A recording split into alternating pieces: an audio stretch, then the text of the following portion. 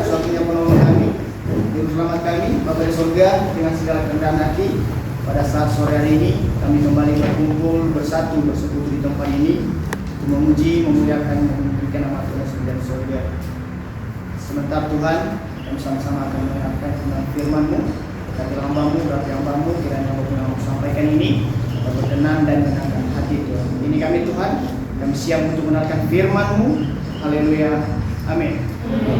Baik, salam sejahtera bagi kita semua. Shalom. Shalom. Selamat sore. Syukur kita panjatkan kehadirat Tuhan, di mana hingga sampai pada saat ini kita ada sebagaimana karena kebaikan Tuhan.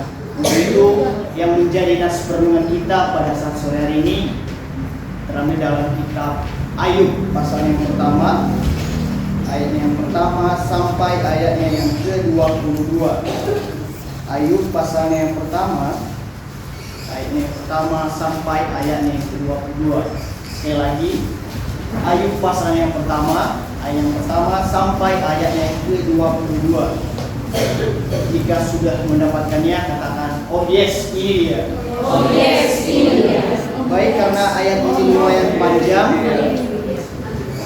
mari kita membacanya secara responsorial khusus berganti.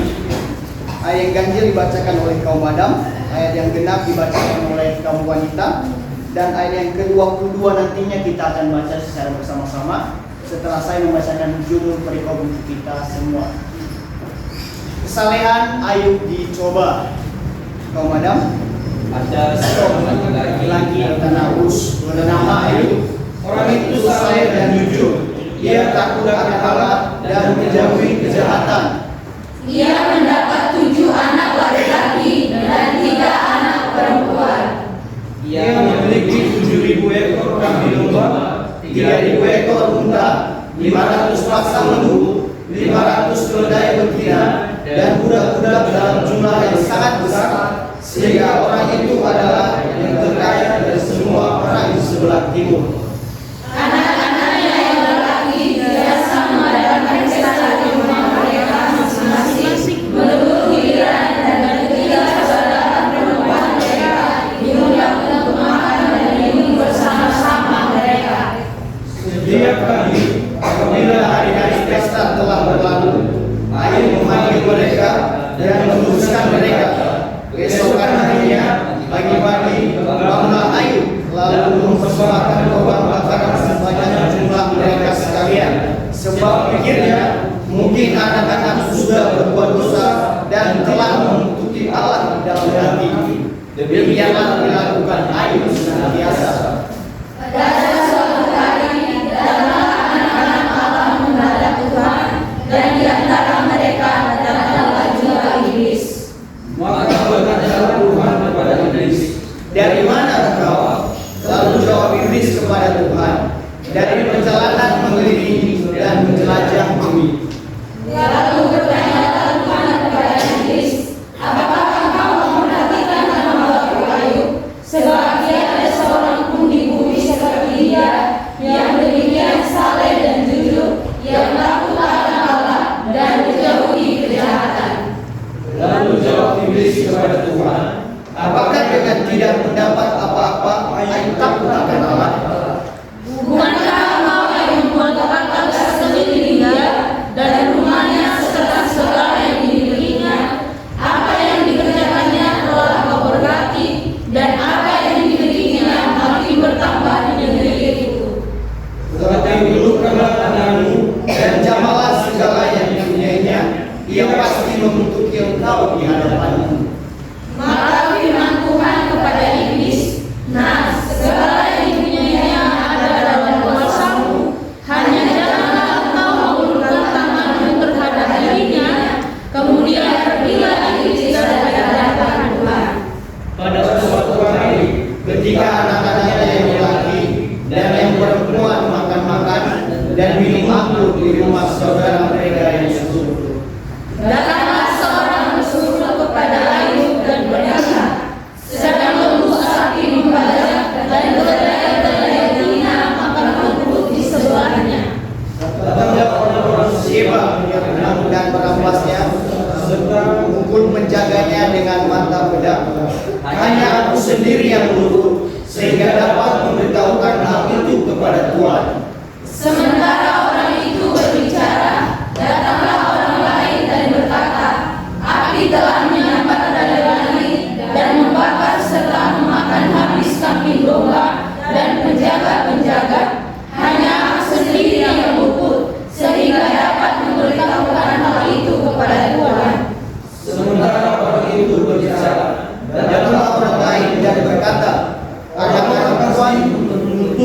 pasukan, lalu menyerbu unta-unta dan merapasnya serta memukul lehernya dengan pedang. Hanya aku sendiri yang luput sehingga dapat memberitahukan hal itu kepada Tuhan.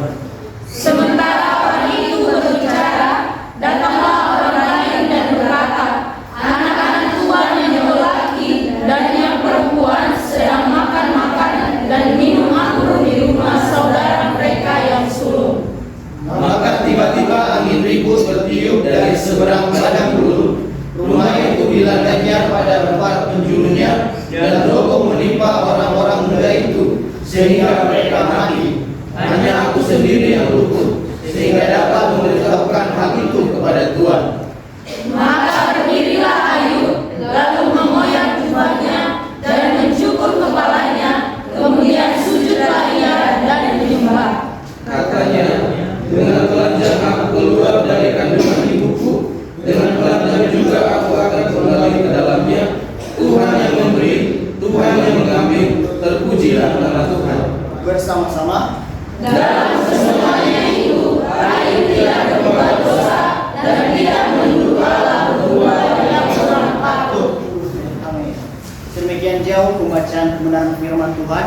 Berbagai orang yang mendengarkan, merenungkan serta yang melakukannya di dalam kehidupannya sehari-hari.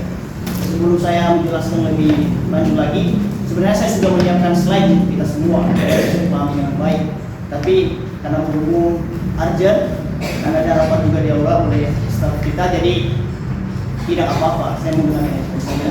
Baik, sebelum itu saya akan menjelaskan atau memberitahukan kepada kita semua latar belakang latar belakang Nas Ayub pasal yang pertama sampai 22, di mana tujuan penulisan ayat ini yang pertama yaitu untuk menerima kebebasan Allah dalam hal apa? Yang pertama untuk menahan penderitaan, karena seorang tokoh yang bernama Ayub ini telah mengalami penderitaan, ya, sampai dia benar-benar terpuruk, bahkan dia sendiri pun sempat berputus asa kepada Tuhan. Kemudian untuk menerangkan tentang keadilan Tuhan dan penderitaan seorang yang saleh, yang tidak lain adalah seorang Ayub itu sendiri. Oke, saudara-saudari dan teman-teman yang terkasih dalam Tuhan Yesus Kristus, kehidupan kita sebagai manusia yang hidup di dunia fana ini merupakan suatu hal yang bisa dipertanyakan. Karena kenapa? Yang pertama, sudahkah kita hidup di dunia ini melakukan apa yang terbaik ketika kita diperhadapkan pada suatu problema, masalah, ya?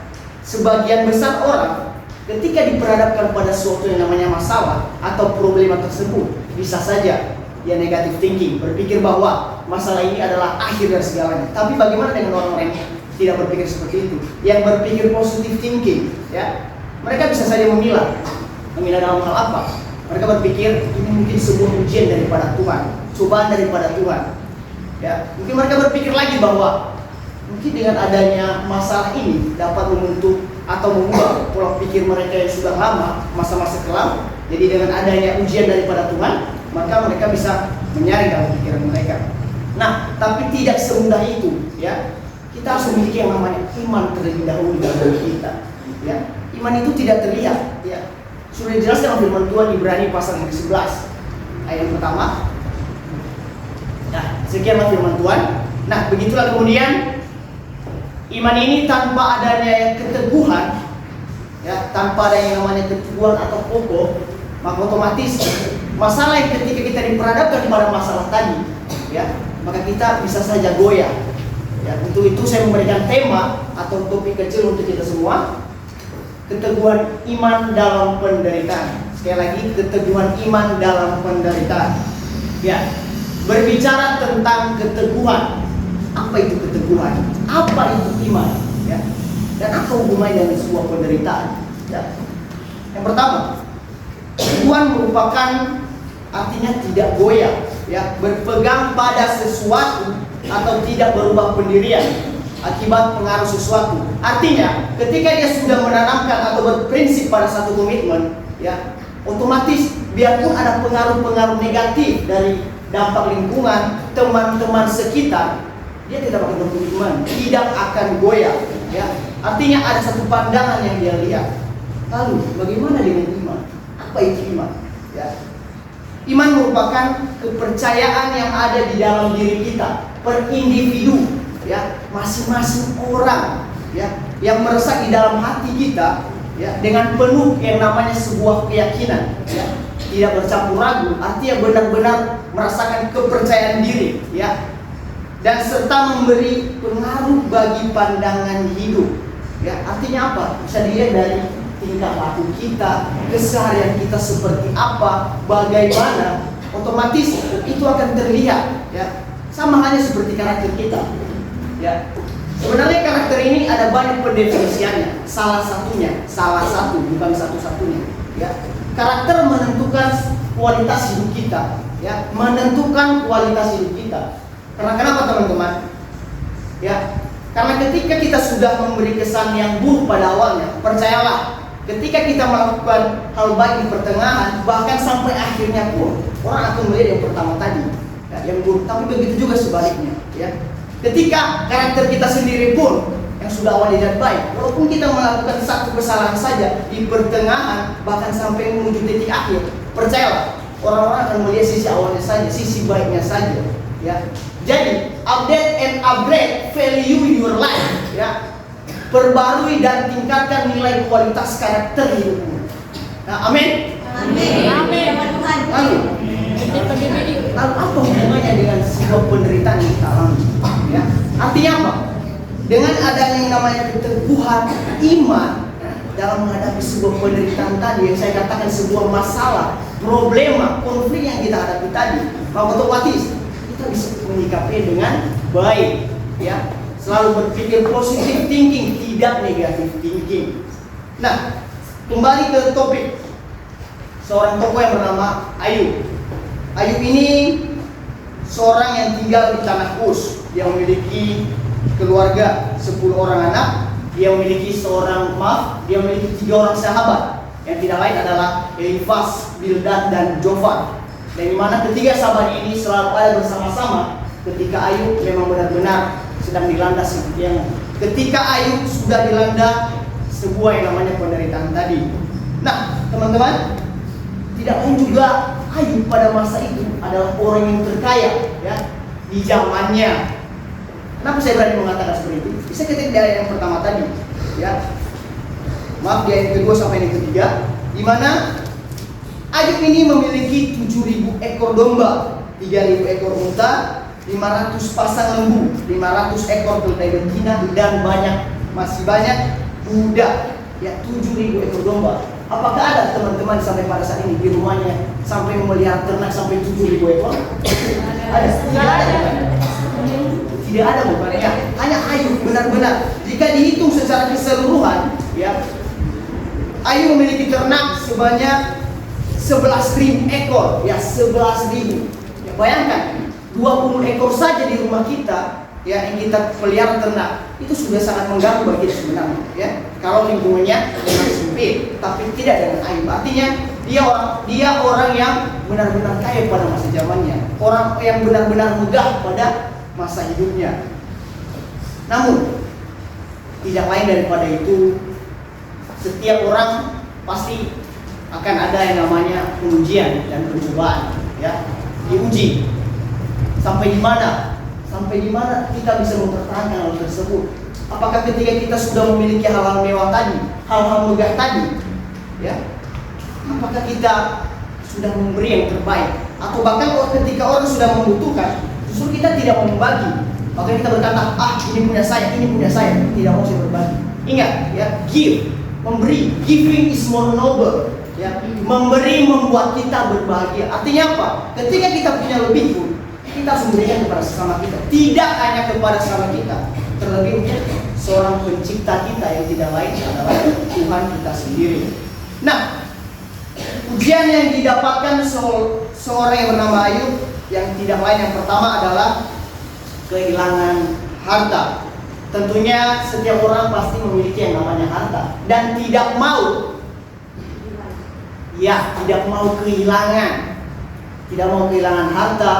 Bahkan bisa saja tidak mau kehilangan yang namanya kekasih, bisa jadi, ya. Nah, gimana pada saat itu harta merupakan kalau dilihat daripada masa kini, kita merupakan adalah sisi yang memang benar-benar dilihat dari sisi positif yang sebenarnya, tapi harusnya itu tidak. Nah, dimana pada saat ini juga orang-orang, misalnya saja orang kaya dan orang miskin, ya, orang kaya dan orang miskin, otomatis orang miskin pasti pengen menjadi orang kaya, dan orang kaya tidak mau menjadi orang miskin. Ya, jadi apa maksudnya? Mereka suka membanding-bandingkan dengan hidup mereka. Ya, jangan suka membanding-bandingkan kehidupan kita dengan kehidupan orang lain. Ya, karena kenapa teman-teman? Saya bisa memberikan satu kata motivasi. Ya, ibaratnya gini, matahari dan bulan akan bersinar pada waktunya. Jadi jangan membandingkan hidup dengan orang lain. Ya, matahari bersinar pada siang hari dan bulan bersinar pada malam hari. Tidak mungkin sebaliknya. Bulan bersinar di siang hari dan matahari bersinar di malam hari. Tidak, semua ada porsinya masing-masing. Ya, ingat, yang cepat tidak mungkin bisa dikatakan sebagai sukses, dan lama itu tidak dikatakan gagal. Ya, cepat tidak cepat tapi tepat. Ya, percaya kepada Tuhan. Ya, believe kepada Tuhan. Ya. Yang kemudian, Ayub diuji lagi oleh Tuhan. Ya, yang dimana dia mengalami yang namanya sebuah penyakit. Ada yang tahu penyakit Ayub? Ya, penyakit kusta. Kira-kira penyakit kusta ada yang pernah mengalaminya? Tidak ada. Tidak ada. Tapi apa yang terjadi? Ayub sudah merasakannya. Kesehatannya benar-benar buruk pada masa itu. Ya, benar-benar buruk. Bahkan dia sempat berputus asa.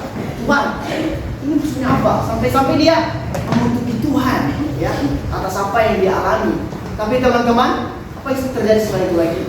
Ayub masih berpegang teguh, ya, itu yang dimiliki tadi, yang namanya iman, ya. Dia berpegang teguh bahwa Tuhan memang adalah seorang penolong. Jadi ketika dia sudah menerima penderitanya tadi, penyakit kusta yang dialami bahkan mengeluarkan bau busuk, ya. Bahkan penyakit kusta ini bisa menular. Jadi orang-orang pada masa itu sangat jijik untuk melihat Ayub, ya, sangat jijik untuk melihat. Mendengar kata jijik saja orang sudah merasa ingin, ya, apalagi sudah mendekatinya. Nah, yang kemudian kehilangan keluarga. Ya, tentunya tidak ada orang yang mau kehilangan keluarga. Yang salah satunya adalah saya sendiri. Saya tidak mau kehilangan keluarga. Ya, keluarga ini banyak sekali definisinya. Bisa dikatakan keluarga kita dalam rumah, tapi juga bisa dikatakan ketika kita sudah memiliki yang namanya kekasih atau hal semacamnya. Jadi kita tidak mau merasa kehilangan, ya, tidak mau merasa kehilangan. Nah, tapi apa yang dirasakan oleh Ayub? Dia kehilangan yang namanya keluarga, ya. Lagi-lagi dia sempat berpikir, bahkan negatif thinking, ya, oh, Tuhan ini seperti apa? Bahkan dia hampir mengutuk Tuhan pada saat itu, ya. Lalu kemudian tidak lama kemudian Ayub tersebut dipertemukan, bertemu dengan sahabat-sahabatnya tadi, yang tidak lain adalah Elifas, Bildad, dan Zofar. Nah, ada banyak sekali pengalaman Ayub yang dilaluinya bersama sahabat-sahabatnya, ya. Yang dimana ketiga seorang sahabatnya ini saling menuduh Ayub ketika dia mengutuki Tuhan, ya. Yang tidak lain pertama adalah Elifas. Kita bisa baca di pasal yang keempat, yaitu Elifas menuduh Ayub, yang dimana dia berkata, "Kesakah engkau bila orang mencoba berbicara kepadamu? Tetapi siapakah dapat tetap menutup dia? Ya, sesungguhnya engkau telah mengajar banyak orang, dan tangan yang lemah telah engkau kuatkan. Orang yang jatuh telah dibangunkan oleh kata-katamu, dan lutut yang lemas telah kau kokohkan." Ya, Elifas bertanya kepada Ayub, "Kesakah engkau bila orang mencoba berbicara kepadamu?" Ya, karena dia sudah merasakan rasa sakit tadi, penyakit kusta tadi, ya. Bahkan orang-orang menghindar karena penyakit tersebut bisa menular, karena mengeluarkan bau busuk, sangat jijik. Nah, tapi sahabat-sahabatnya ini tidak meninggalkan dia. Nah, begitu juga dengan kehidupan kita. Kita mungkin seringkali merasakan hidup kita ini banyak kali ujian, banyak sekali cobaan, ya.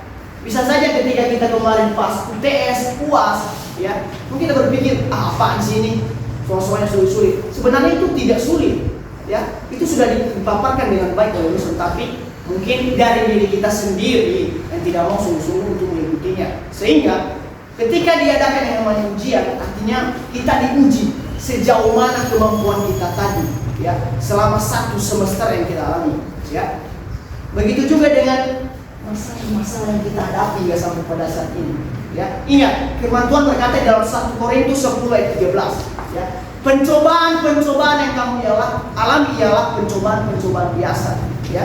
Artinya, ketika kita sudah merasakan ujian ini yang diberikan Tuhan, cobaan yang diberikan Tuhan, ya, percayalah, itu tidak melebihi batas kemampuan kita. Ketika kita sudah merasa ini sudah melebihi batas kemampuan kita, percayalah, Tuhan yakin bahwa kamu bisa untuk melewatinya, ya. Mustahil kalau Tuhan memberikan yang melebihi batas kemampuan kita. Oke, yang kemudian, setelah Ayub tadi dipuji oleh Tuhan, ya, maka Tuhan juga ingin melihat sampai di mana rasa kesetiaan Ayub, ya, sampai di mana dia masih menunggu kehadiran Tuhan, ya.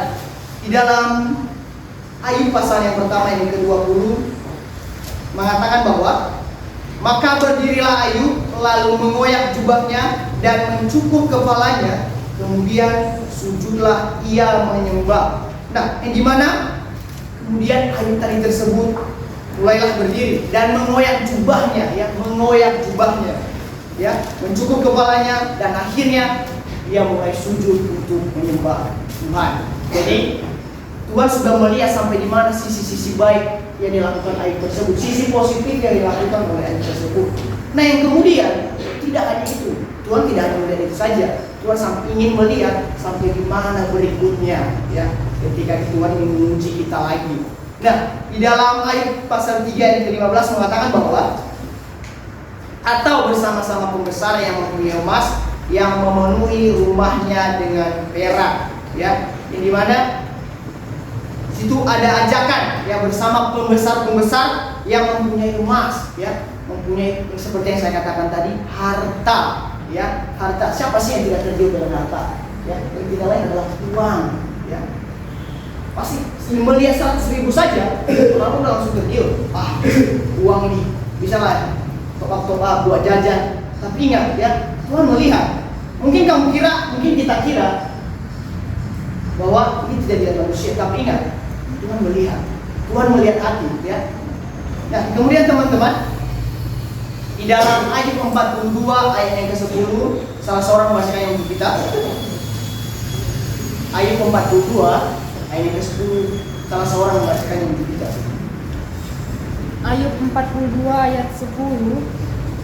Lalu Tuhan memulihkan keadaan Ayub setelah ia meminta doa untuk sahabat-sahabatnya, dan Tuhan memberikan kepada Ayub 2 kali lipat dari segala kepunyaannya dahulu. Ya, lalu Tuhan memulihkan keadaan Ayub, ya, setelah ia meminta doa untuk sahabat-sahabatnya, dan Tuhan memberikan kepada Ayub 2 kali lipat, ya, dari segala kepunyaannya dahulu. Ya, yang dimana Ayub pada saat itu yang benar-benar sudah dikatakan sebagai orang kaya, ya, Tuhan menggantikannya 2 kali lipat, ya, 2 kali lipat artinya berlipat ganda. Ya. Ketika sudah dikatakan kaya tadi, maka lebih kaya lagi, lebih berlimpah lagi, ya. Nah, yang kemudian tidak lama setelah itu Tuhan memulihkan, yang memberikan sebuah yang namanya restorasi. Ya, apa itu restorasi? Ya, pemulihan kembali dari keadaan dahulu, dan ketika dihadapkan pada problema, maka dikembalikan dalam bentuk yang namanya semua tadi. Nah, yang kemudian setelah itu Ayub mulai melakukan dialog, percakapan dengan sahabat-sahabat yang tidak lain adalah Elifaz, Bildad, dan Jofar, ya. Yang dimana di pasal yang kelima mengatakan bahwa ayat yang kedua, sesungguhnya orang bodoh dibunuh oleh sakit hati, dan orang bebal dimatikan oleh iri hati. Aku sendiri pernah melihat orang bodoh berakat, tetapi serta-merta kukutuki tempat kediamannya. Anak-anaknya selalu tidak tertolong, mereka diinjak-injak di pintu gerbang tanpa ada orang yang melepasnya. Siapa yang mengatakan ini? Masih teguran dari Elifaz, salah seorang sahabat Ayub, ya. Dia masih memberikan teguran kepada sahabatnya Ayub, tapi seiring berjalannya waktu, tidak lama kemudian salah seorang lagi yang bernama Bildad membela keadilan, ya, membela keadilan Ayub pada hukuman Allah, ya. Dia mengatakan bahwa tetapi engkau, kalau engkau mencari Allah dan memohon belas kasihan dari Yang Maha Kuasa, kalau engkau bersih dan jujur, maka tentu Ia akan bangkit demi engkau, dan Ia akan memulihkan rumah yang adalah hakmu. Ya. Jadi Bildad mengatakan bahwa kalau engkau bersih dan jujur, maka tentu Tuhan sendiri akan bangkit demi engkau, dan Ia akan memberikan restorasi tadi, pemulihan tadi, ya, atas haknya tadi. Nah, yang kemudian Ayub terus menjawab, ya, di pasal yang ke-9 Ayub menjawab, sungguh aku tahu bahwa demikianlah halnya masakan manusia benar di hadapan Allah. Jikalau ia ingin berperkara dengan Allah 1 dari 1000 kali, ia tidak dapat membantahnya. Ya. Lagi-lagi Ayub berkata, Allah itu bijak dan kuat. Siapakah dapat bersikeras? Siapakah dapat berkeras melawan Dia dan tetap selamat? Nah, mulailah di situ pada saat itu juga Ayub mulai mempercayai Tuhan lagi, ya. Karena setiap ujian tadi yang diberikan Tuhan kepada Ayub, ya, pencobaan yang dialami Ayub, maka dia sudah mulai percaya bahwa ini hanyalah ujian saja. Nah, kemudian di pasal yang ke-38 mengatakan pertemuan Tuhan dengan Ayub, ya. Pertemuan Tuhan dengan Ayub. Apa pertemuan isi dari pertemuan Tuhan dengan Ayub tersebut? Ya. Yang dimana siapakah dia yang menggelapkan keputusan dengan perkataan-perkataan yang tidak berpengetahuan? Lalu jawaban Tuhan kepada Ayub seperti ini. Bersiaplah engkau sebagai laki-laki, aku akan menanyai engkau supaya engkau memberitahu aku, ya. Artinya laki-laki itu sudah diciptakan untuk menjadi manusia kuat, ya. Diciptakan untuk menjadi manusia kuat, ya. Karena dia akan menjadi seorang kepala keluarga bagi istri dan anak-anaknya, ya. Dan pada akhirnya pun laki-laki harus bisa berdiri di atas kakinya sendiri, tidak berdiri di atas kaki orang lain, ya. Tidak berdiri di atas kaki orang lain. Jadi Tuhan berkata, aku akan menanyai engkau supaya engkau memberitahu aku. Jadi ketika Ayub sudah menunjukkan dia sebagai laki-laki sejati tadi, ya, maka otomatis dia harus memberitahukan kepada Tuhan. Nah, yang kemudian ada setiap restorasi tadi, pemulihan tadi, maka Ayub pun mengalami sebuah namanya victory, kemenangan, ya, kemenangan dan restorasi Ayub, ya. Yang pertama, kembalinya kekayaannya tadi, ya. Yang seperti yang saya katakan tadi, ya, 2 kali lipat kekayaan Ayub diberikan Tuhan, ya. 2 kali lipat kekayaan Ayub diberikan Tuhan, ya. Di Ayub pasal yang 42 ayat yang ke-12 mengatakan bahwa Tuhan memberkati Ayub dalam hidupnya yang selanjutnya lebih daripada dalam hidupnya yang dahulu. Ia mendapat 14.000 ekor kambing domba dan 6.000 unta, 1.000 pasang lembu dan 1.000 ekor keledai betina. Ya. Awalnya kita lihat Ayub memiliki, kalau dijumlahkan secara keseluruhan, 11.000 ekor ternak di luar daripada yang namanya budak-budak yang dia miliki. Nah, tapi setelah mengalami restorasi tadi, pemulihan tadi, kekayaannya pun diganti Tuhan menjadi 2 kali lipat, ya. Maka Ayub pun sudah mulai merasa senang dengan hidupnya. Tetapi tidak hanya itu, dia masih memikirkan bagaimana dengan kesehatannya, bagaimana dengan penyakit yang dia derita pada saat ini, ya. Nah, yang kemudian, yang kedua, ya, kemenangan dari restorasi Ayub tadi, ya, dia mengalami kesehatan yang pulih. Seperti yang saya katakan tadi, tidak ada orang yang mau kesehatannya itu buruk, ya. Dan ketika sudah diperhadapkan pada kesehatan yang buruk tadi, maka kita juga mengharapkan yang namanya restorasi, pemulihan tadi, ya. Jadi mulailah Ayub merasakan kesehatan yang pulih. Di ayatnya yang ke-16 mengatakan bahwa sesudah itu Ayub masih hidup 140 tahun lamanya.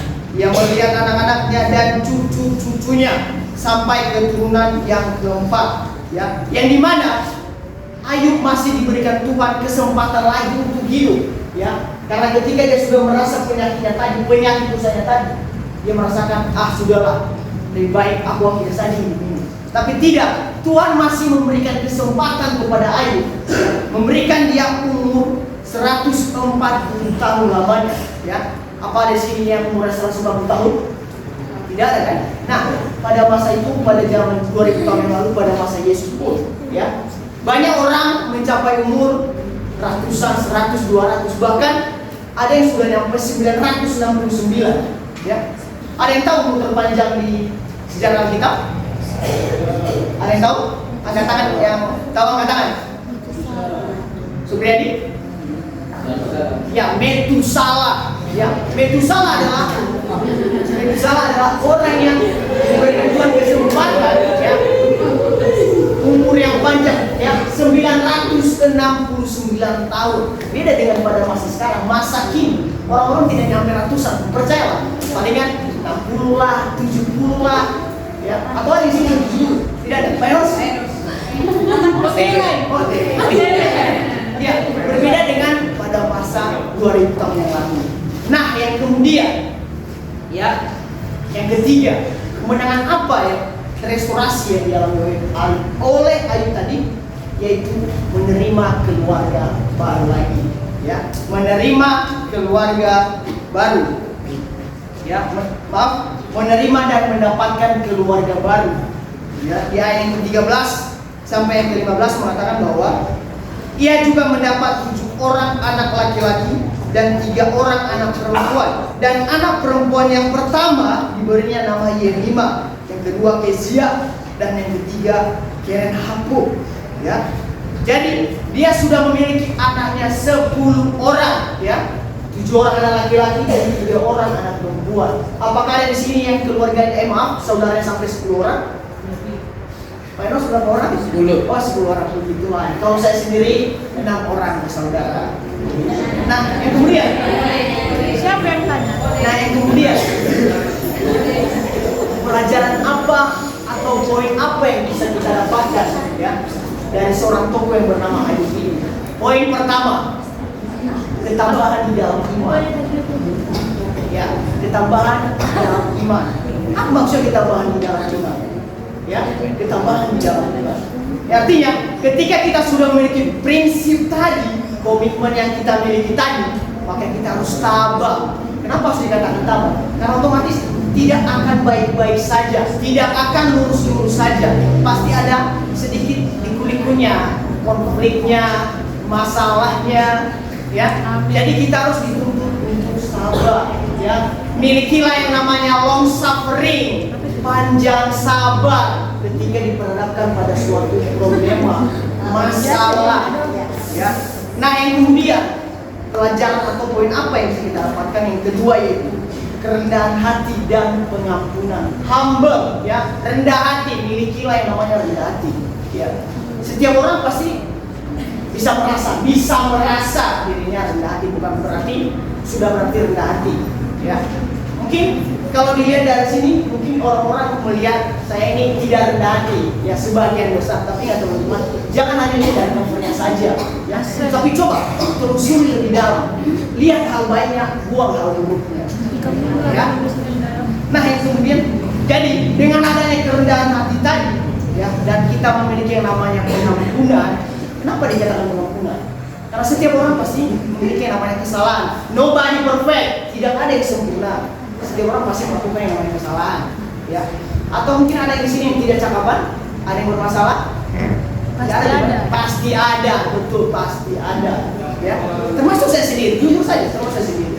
Ya, jadi ketika ada orang yang bermasalah kepada kita, ya, otomatis kita harus memberikan yang namanya rasa pengampunan tadi, ya, memberikan rasa maaf.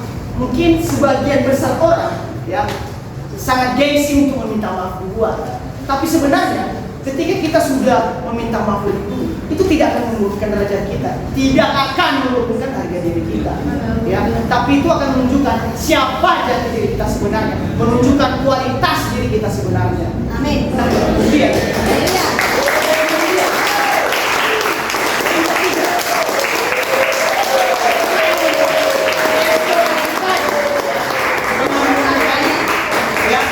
maka Ayub tadi memiliki pemulihan dan anugerah Tuhan, Ya, restorasi dan anugerah Tuhan, pemulihan anugerah yang daripada Tuhan. Artinya apa?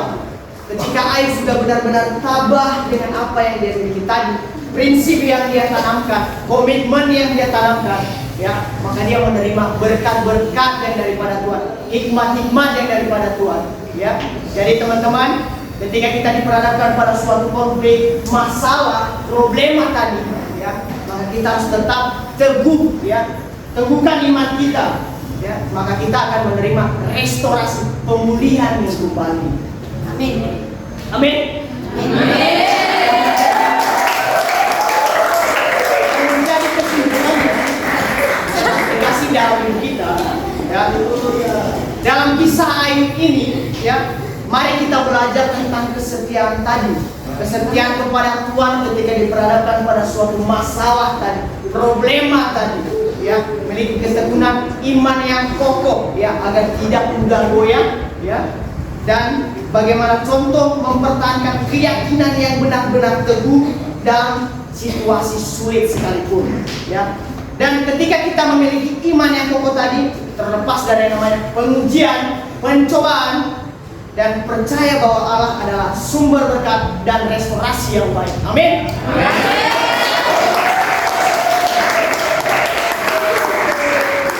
Kita berdoa.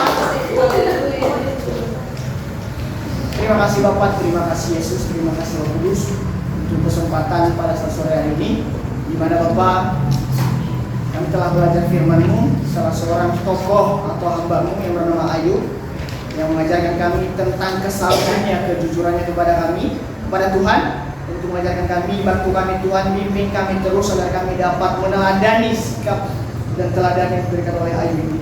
Di surga, kami tahu juga mungkin ada banyak setiap kesalahan kami, tapi kami mohon Tuhan, berikanlah kami restorasi, pemulihan yang baik dari Bapak. Bapak di surga, berikanlah kami Tuhan, atas kami selanjutnya kami serahkan dalam tangan kasihan-Mu. Di dalam nama Tuhan Yesus Kristus kami berdoa. Amin. Amin. Shalom.